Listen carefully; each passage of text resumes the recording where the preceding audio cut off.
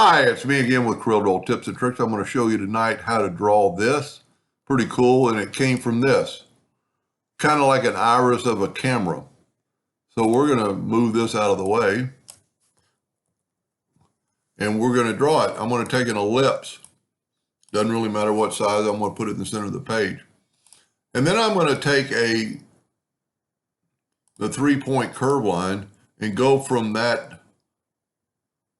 quadrant to that quadrant, and then I'm going to hold down the control button and I'm going to make an arch.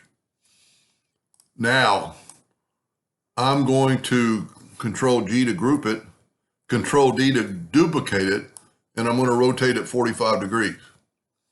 And you see I get a shape, and I'm going to use this one right here. So I'm going to take the Smart Fill tool, and I'm going to fill that in, and I'm going to nudge that over, because I can nudge it right back. I'm going to go ahead and bring that over, nudge it right back, bring in our indexing lines that are in the center of the page. And before I rotate it, I'm going to use the interactive fill tool.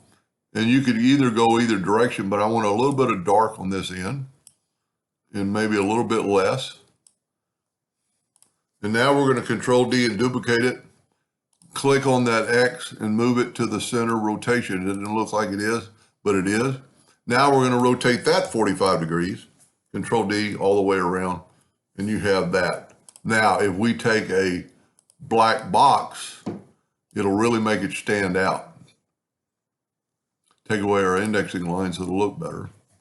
Anyway, hope that helped just a little bit. Thank you for watching.